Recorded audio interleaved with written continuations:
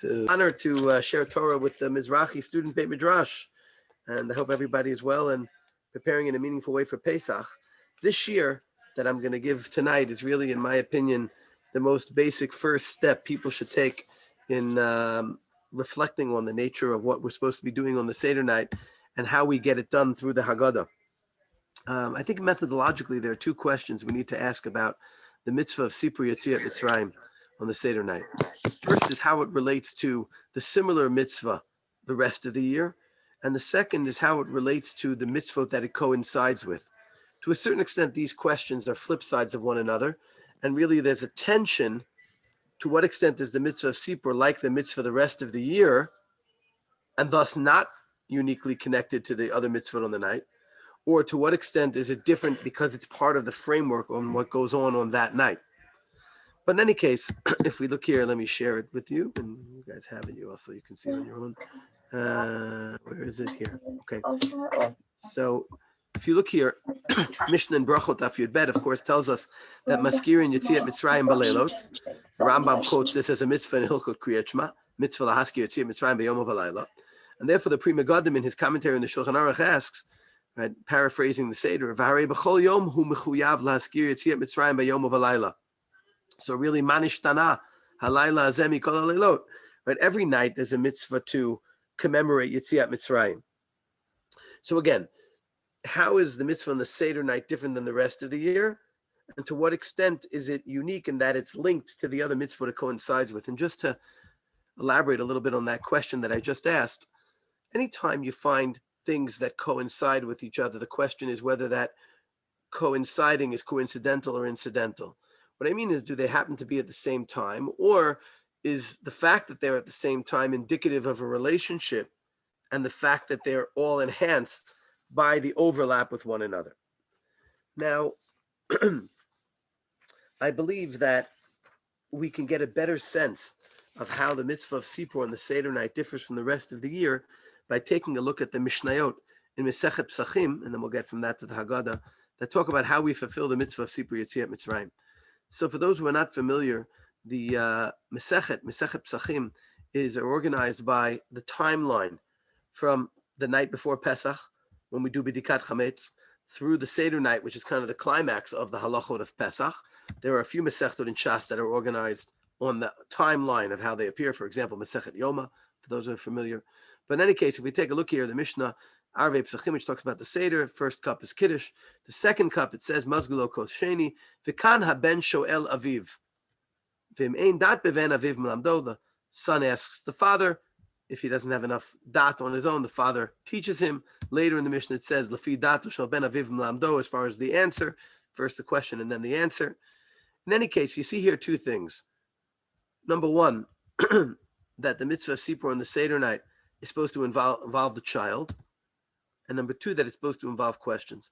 And the reason I mention these as two components is because they are separable from one another. Meaning, if there's no child, you still have questions. And if there's no questions, you should still engage the child. And that's why the Rambam, second part of this page here, mentions them as two separate halachot. Halacha bet, mitzvah le'odia lebanim. Halacha gimel, mitzvah lasot shinui b'layla hazeh kedei sheyiru habanim v'yishalu. And these are two important format issues to the mitzvah on the Seder night. We want it to be questions. We want it to involve the children. We want it to be more than just a mention. We want the Seder night to be a time where the message is passed on to the next generation, where the message is given relevance because it's in a question and answer format. But what we'd like to focus on the rest of the way is not the format difference, but the content. If we go back to the Mishnah, after it talks about the Kan Ben Shoel Aviv, the four questions, it says, number one, Matchel begnutim esayim b'shavach. We begin with the negative and end with the positive. Number two, V'doresh me'arami rovi ad sheyigmor kol ha'parasha kula. We discuss in depth the parasha of Arami Oved Avi. Number three, Rabban Gamliel היה אומר, כל שלא אמר שלושה דברים אלו בפסח, לא יצא ידי חובתו. As opposed to the regular mitzvah each night, where just mentioning Yetziat Mitzrayim is enough, on the Seder night, there are specific components. Now, the truth is, if you look carefully at this Mishnah, you already notice a bit of a discrepancy because the Mishnah begins with a very subjective presentation. But then it gives an exact recipe. It's kind of like secondary school. you're free to do as you want, but you're going to have to do. So what's going on with that? Second of all, what's the relationship between the three? By the way, the Rambam, continuing with his codification, after he talks about the format issues, he mentions the content issues. Halacha Daled, he mentions Matzchel L'Milas M'Sayim B'Shevach and Arami Oved Avi. Halacha Hey, he mentions Rabbi Gamliel, Kol Mi Shelo Omer Shlosha Dvarim Elu B'Pesach Lo Yotzei Yedei Chavato. The truth is, Rabbi Gamliel is the most surprising because, it says Matzchel B'Gnut, it says V'Doresh Arami Oved Avi, but then after all of that, Rabbi Gamliel comes along and says, if you don't say these three things, you're not Yotzei. So why did we do all the earlier things, and why isn't it at all enough? Why is Rabbi Gamliel's content so critical that you're not Yotzei without it? Just to continue one step further in the Mishnah continues, B'chol dor v'dor, we'll get back to, and then it says, Lefichach, anachnu chayavim lehodot lahalel l'shabech l'fa'er l'romeim, etc. And what you see here is that Hallel is an intrinsic part of the mitzvah of Magid, an intrinsic part. And if we skip to the next page here, you see that in the Ramban, you see it in the Sefer HaChinuch, the Rambam mentions it as well. They all mention giving Halal v'hodah to Hashem as part of the mitzvah, which is surprising because I would have thought that the mitzvah is telling over the story. And this explains very well why we find the halachot of Hallel applied to the halachot of Sipur Yetziat Mitzrayim applied to Hallel. For example, everyone knows the drasha of Shmuel Lechem Oni. Right, Lechem Oni, he darshans is Lechem Sha'onin alav Dvarim, that you speak about. So the Gemara in Psachim quotes a brisa, Tanya Nami Hachi, Lechem Oni, Lechem Sha'onin alav Dvarim Harbe. What are the Dvarim Harbe? So Rashi says, Sha'onin alav Dvarim, Shegomrim alav Hasahalel, Va'omrim alav Haggadah. It's interesting that Rashi mentions Hallel before Haggadah as what you need to say on the matzah.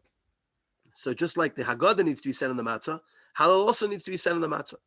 The Ran has another example of a halacha that's applied. He says the halacha that we know that you're supposed to finish the Haggadah before Chatzos applies to Hallel as well. Hallel is an intrinsic part of Haggadah. In fact, taking it a step further, there are even those who say, that happened. Okay, yeah. There are even those who say that the word Haggadah and the whole essence of the Haggadah is Hallel. We know the word Haggadah comes from V'higadat levincha in the pasuk. The Avud Raham says, V'yesh mefarshim, that Haggadah is a lashon of Hodah and Shevach LaKadosh Baruch Hu. The basis is, of course, the Higadati Ayom by Bikurim in Dvarim Perek Chavav. The Avud Ram also adds that that's why Afilu Kulanu Chachamim, Kulanu Zakenim, Kulanu Nivonim, etc. We still have to do the Seder because it's not just telling over the story; it's giving the Simcha, the Hoda'ah. This is an intrinsic part of the Seder, and the question is, why? Why is Hallel so basic to the mitzvah of Sipur on the Seder night? So I believe that getting to the answer to all of these questions depends on us understanding these components of content better. Matzcha B'Gnut, Arami Oved Avi, Rabbi Gamliel. And we're going to do that by looking at the Gemara and how it discusses these components, and then seeing how they're expressed in the Haggadah. That's the game plan. Let's start with point number one, then we'll go to point number two, and then point number three. So point number one, the Gemara asks, Matzcha B'Gnut M'Sayim B'Shevach Mai B'Gnut. So of course, there's a famous machloket. Rav says it's mitchila of the avodat gilulim ayu avotenu, which is basically a paraphrasing of a perek in Yoshua, perek Chaf Daled, which commemorates how we began as idol worshippers and through the whole process of Yetziat Mitzrayim became Ovdei Hashem. Right? Mitchila of the avodat zara ayu avotenu v'achshav kervanu hamakom la'avodato. And Shmuel says avodim ayinu. That's the gnut. Shmuel's quoting Dvarim perek Vav, right? Avodim ayinu lefarav b'Mitzrayim, etc. Now, if we look at these two possibilities, and I ask you, and I am asking you, which one would you say is the more appropriate one for the Seder night? Avodim ayinu lefarav b'Mitzrayim or mitchila uvdei avodah zara? Anyone? Avodim hayinu. Rafi, you're saying that because you believe it, or you think that's what I want to hear? To be honest, Both. I'm doing Chazara on the Shiur with you, so it's good to be. Chazara Shiur. Right, so Avodim ayinu is definitely the one that I would assume would be the more basic one. It kind of summarizes the point well. Avodim ayinu lefarav b'Mitzrayim v'yotzienu Hashem Elokeinu misham, period. So why does Rav suggest that we should say instead mitchila of the avodah zara ayu avotenu? So the Avud Raham, fourth source here in Ot Gimel, he says that mitchila of the avodah zara ayu avotenu wants to key us into a different level of gnut. There's physical slavery and there's spiritual slavery. This is a deeper aspect of the story. In fact, building off the Avudrama, I think we can say in a little bit of a different direction, which is, it's not just seeing the story on a spiritual level, it's also seeing the story in context. It's knowing what came before and what happened afterwards. And it's important to appreciate the slavery and the freedom from Mitzrayim by seeing it in context of what was before and what happened afterwards. And so basically what we're saying is that Avad Mayinu is the more, just the simple storyline, while Mitchila of the Avodah Zarah Avotenu is the more in-depth one. And you see this beautifully in the Rambam's language. The Rambam, when he talks about the two, he says, "V'tzarach lahat v'nus v'sayim b'shevach keitzad matchil u'mesaper shebetchila yu avotenu b'mei terach etc. V'chein matchil u'modia she'avad ha'mayinu lefaro b'mitzrayim." Avad ha'mayinu is lahodia. Mitchila avdei avodah zarah is mesaper. It's where you tell the story more at length. Okay.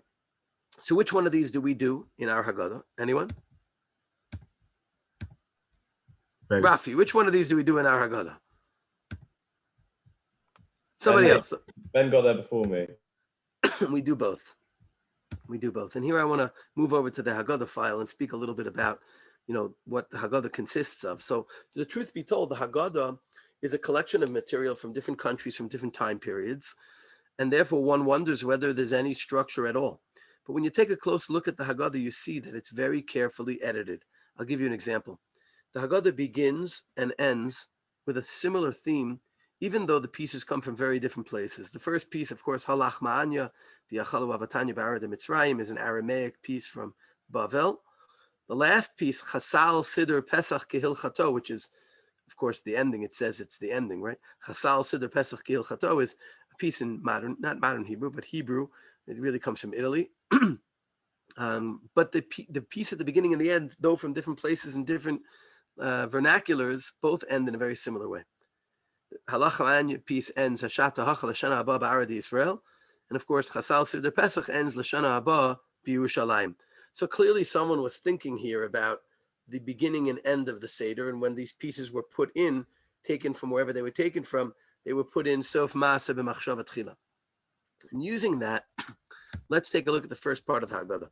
So what you notice is that there's two parallel frameworks of Matcha B'Gnus and Mesayim B'Shevach. Both of them begin with four questions, the Manashtan and later the four children. Both of them continue with a Gnut, Avad Mayinu, and then Mitchila Avdei Avodah Zarah. And both of them end with a Shevach, Baruch HaMakom Baruch Hu and Baruch Shomer Avtachato L'Yisrael. The difference between these two rounds is the level of simplicity versus complexity. And I'll explain what I mean. The first round, the questions are really all one. That's the question, very basic question. The Gnut, as we said, is the basic Gnut of Shmuel. Okay, the basic storyline. And the Shevach is the Seder night version of Rabba Dub Dub, thank you for Yetzias Mitzrayim, right? Baruch HaMakom Baruch Hu. Okay. The second round is more complex. It's four different children asking four different questions. The Gnut is the broader storyline of Rav. The Shevach speaks about HaKadosh Baruch Hu being Mekayim his Avtacha. It's part of a process. Baruch Shomer Avtachato Yisrael Baruch Hu. And I believe here we're starting to get the answer to one of the questions we asked earlier, which is the Seder subjective, Lefi Dato Shel Ben, or is it objective? Matcha B'Gnut, Dorish Aram Yovid. And the answer, of course, is both. And the point is there's a basic structure, but within that structure, there's a progression based on the level of the child. And here I think we have addressed an issue we all face as a challenge on the Seder night. And that is, how do you run a Seder for people of different ages and different stages and different levels of knowledge? How can you run a Seder for a 4-year-old and an 84-year-old? For a person who's been in yeshiva or seminary many years and for a person with no background? How can they both be at the same Seder in a meaningful way for everyone? What usually happens is the Seder is either one extreme or the other, right? It's run for the 4-year-olds or run for the yeshiva people with all their, minute divrei Torah, or it's neither here nor there, and everybody's frustrated. The way the Seder Haggadah is constructed is that it builds up slowly from the most basic, that's appropriate to everyone, to the more complex, that obviously is a different level. And going back, the first stage of Matcha B'Gnut is for everyone. It's the basic level, Manishtana. The answer, Avad Mayinu, the Shevach, Baruch HaMakom. And in case it's not clear, this is not the time for fancy divrei Torahs. You know, they want to make Kiddush at the Seder night. Some go, wait, I have a Dvar Torah on Kiddush. Why is the third word of Kiddush this? Like, we're making Kiddush. Shut up. You understand what I mean? We shouldn't say shut up. But you understand my point. Manishtana, I want to talk about the gematria of the 14th word of Manishtana. This is the basic question and answer format. Now, the second round is where we're getting more in depth, a deeper perspective. I don't know that a 4 or 5-year-old is going to appreciate Mitchila of the Avodah Zarah Avotenu. This is where the storyline is in a deeper level. Any questions thus far? So just to transition, let's look at the piece that comes here after the rounds of Mitchila of the Avodah Zarah, a very important piece in the Haggadah. And I'm going to ask a question about it. I'm going to make very clear what the question is, so hopefully I won't get the usual answers I get. The question is, what is the goal of Hishamda? Now note, I did not ask what is the content of Hishamda. I did not ask for a translation or a summary. I asked, what is the goal? What does Vihisha Amda hope to accomplish? Anyone? To answer the 4 questions that we just asked. It answers the 4 questions about the matzah and the maror, or the 4 sons. Shevach Hoda. You're saying the goal is to give shevach. Well, we just had shevach. We just had Baruch Shomer after Chasol Yisrael. More Shevach. More shevach. So is it just quantitative? Maybe it's for the more simple people who don't quite understand, and for the more complex people, it's something to analyze. You're saying V'hishamda gives a deeper level of things. And also an explanation on a basic level as well. Definitely not wrong, but I want to pin the tail on the donkey. I don't know if the English use that phrase. Do you have pin the tail on the donkey? I want to be exact. Yes. So I'll tell you what I think. You can, of course, disagree with me. Sorry. Yeah. Say B'chol Ben. Darvadar calls to mind the Chayav Adam Liras Esatzmu. Well, it can't call to mind yet because we're not up to it yet, but you are right. So actually that calls to mind this based on progression. But I believe that the Hisha Amda is trying to create relevance. Meaning one of the big challenges on the Seder night is, why should I care?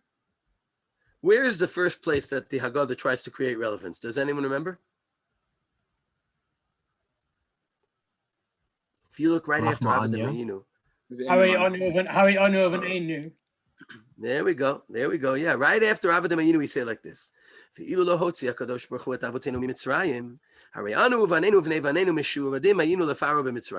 This is an attempt to create relevance.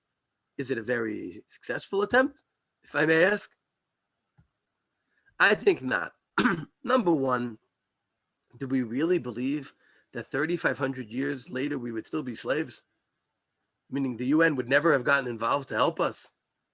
I mean, that's believable, but yeah.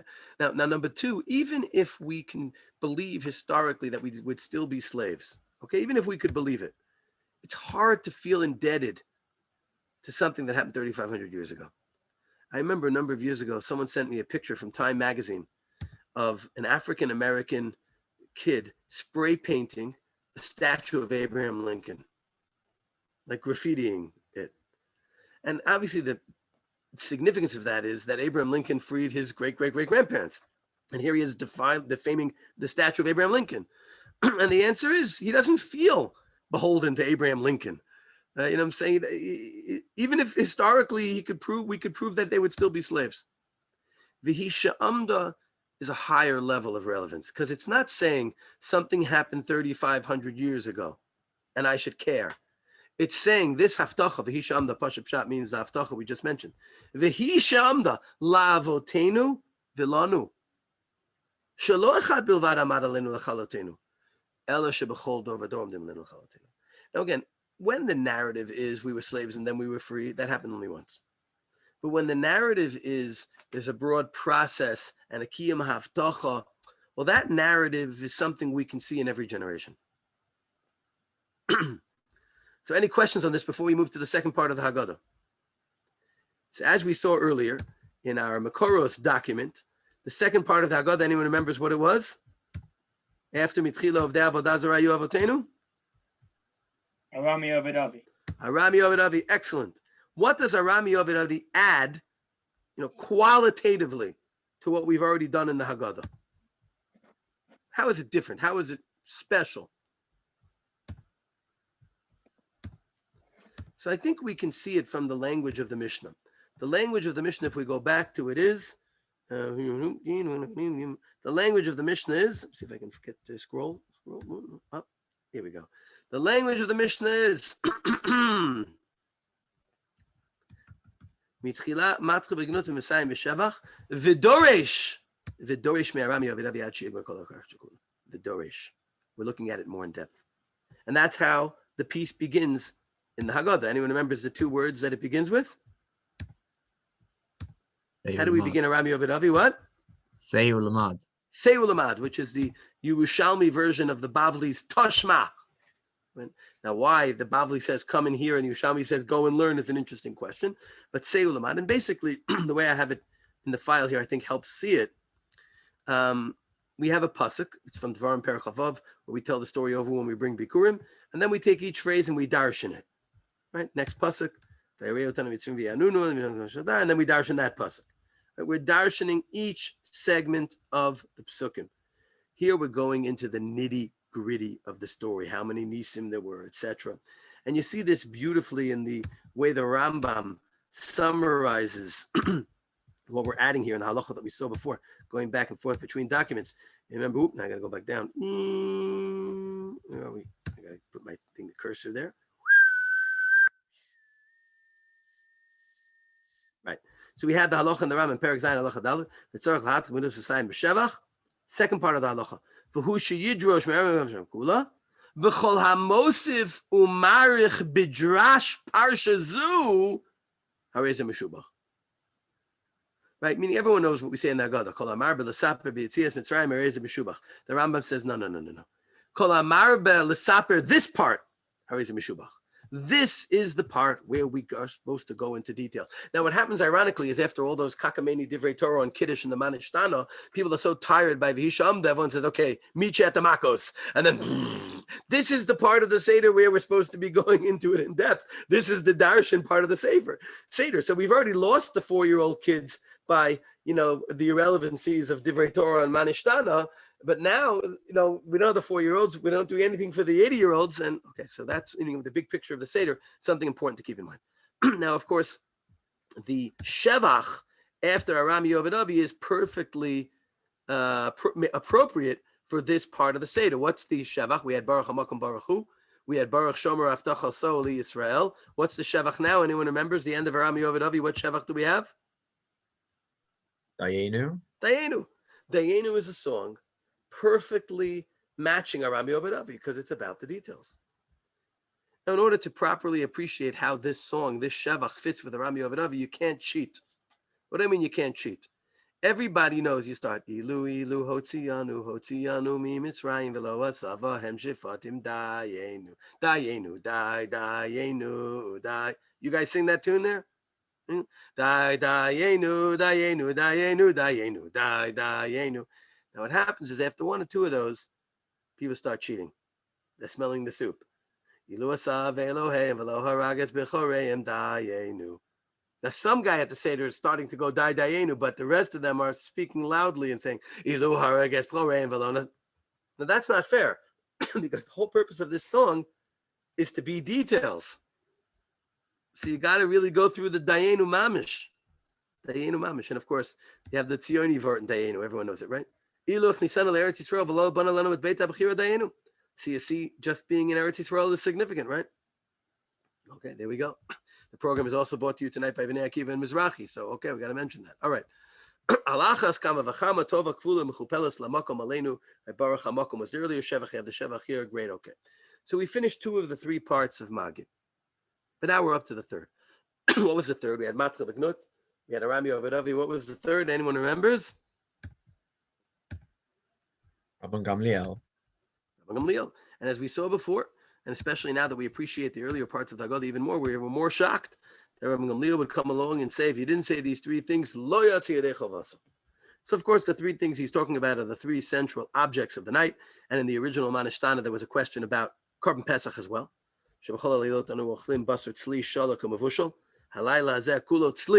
Right, all White House, right, on the grill. Okay, but the question is, why is Rabbi Gamliel's statement of these three so significant?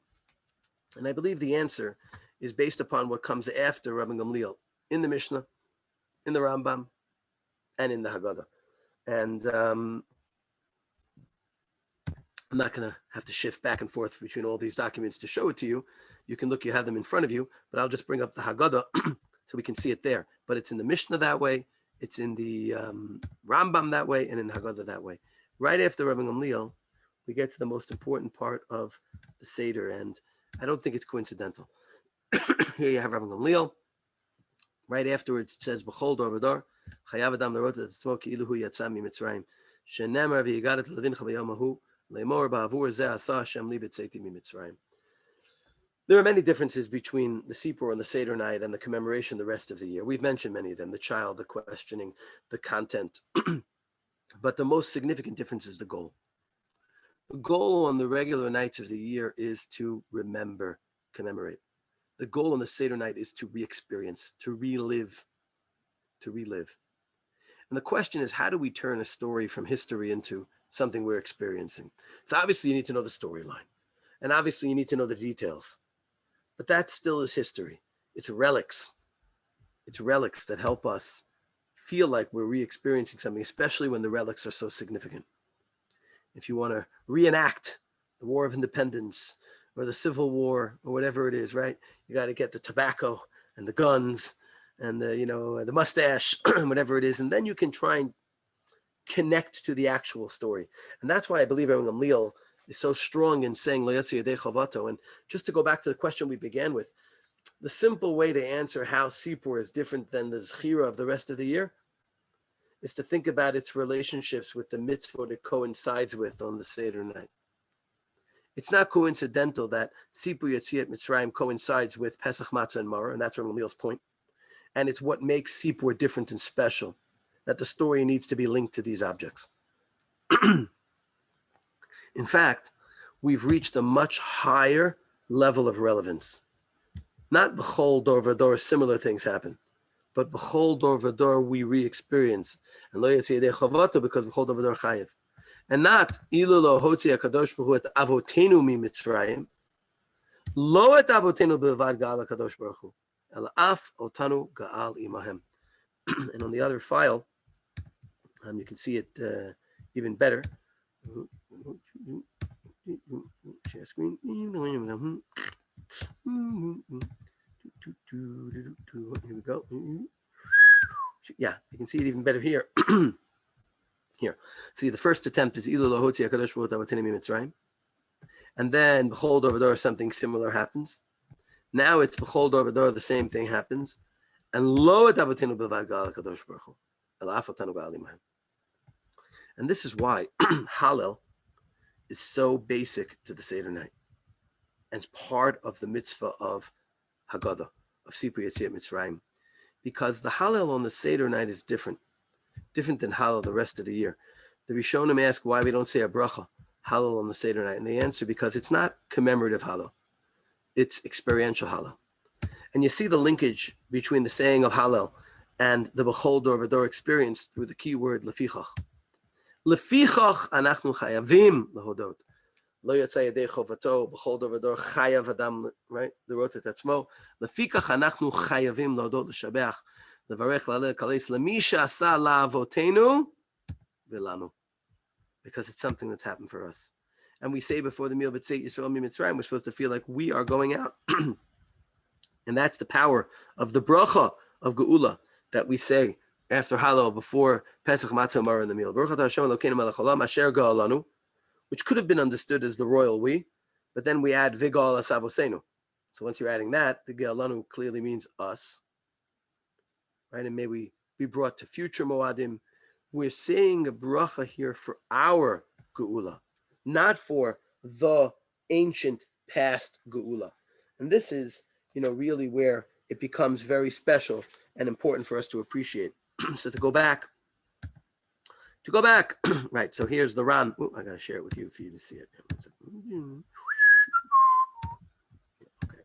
So here you have the Ran and the Ri Nagash. Early we showed the Ran's quoting Rav Haigon, who say that the reason we don't make a bracha is because it's a halal of shira, not a halal of commemoration. And interestingly, when the Ran quotes the Mishnah that says "Lafikach anachnu chayvim la'odot la'alel," he begins "Shekach shaninu Rabbi Gamliel," and you wonder why he quotes that part, because I believe it's Rabbi Gamliel who makes this kind of halal relevant on the Seder night. Okay, any questions thus far? Have we run out of time, or can I add something else? We're pondering. Okay, so for those we ran out of time for, you can leave. No one's going to be insulted. But if you want to hear something else, I'll add one more point.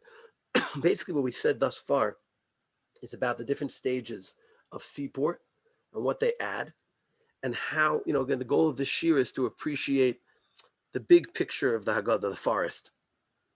And I think too often people get caught on specific divrei Torah before they're sensitive to the flow of the Haggadah. So I gave a shiur this week with specific divrei Torah. If anyone's interested, I'm sure someone here can forward it, etc.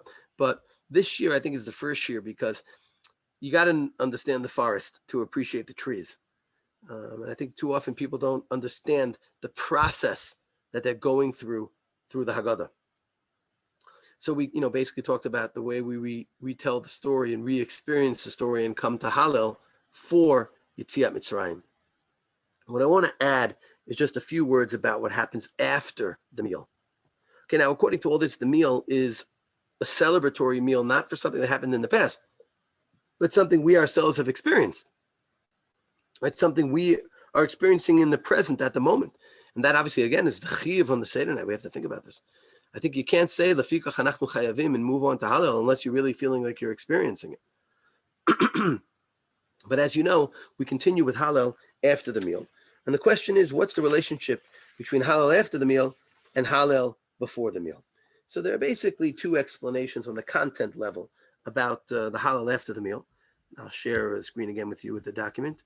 The first is an explanation given by the Abarbanel. And they're both correct. If you look in the content, you see both of them.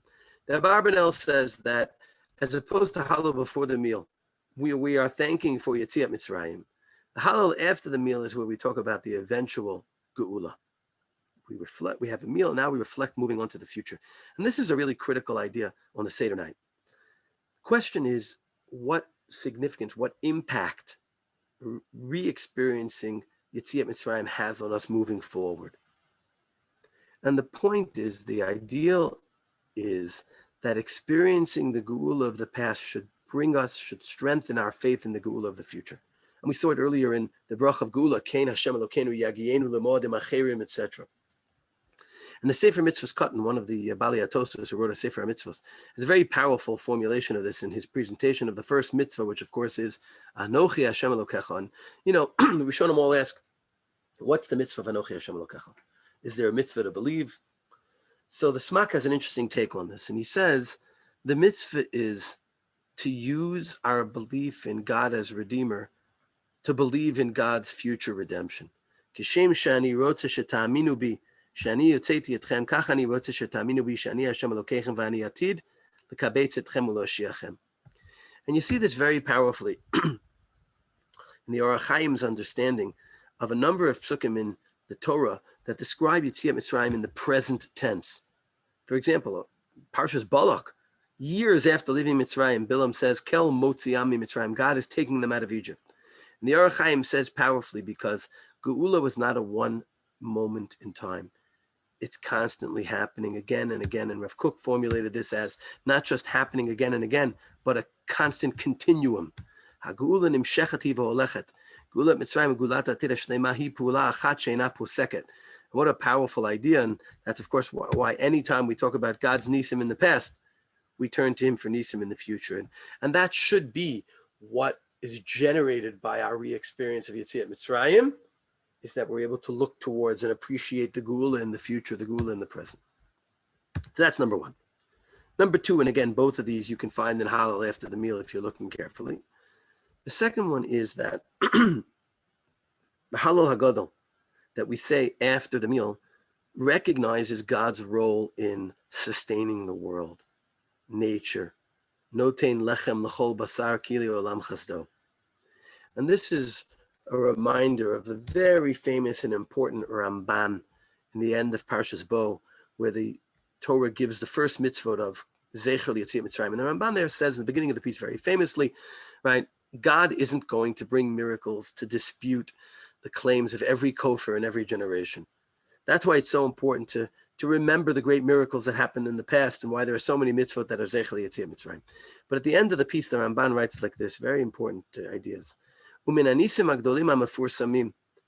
great famous nisim, Adam moda benisim hanistarim, a person can come to recognize the hidden nisim. Shehim yesod haTorah kula. Wow, they are the root of the whole Torah. She'ein la'adam chelek b'Torahs Moshe Rabbeinu. Wow. Ad shenamin b'chol devarenu u'mikrenu shekulam nisim ein behem teva. To be able to see that everything is really an ace.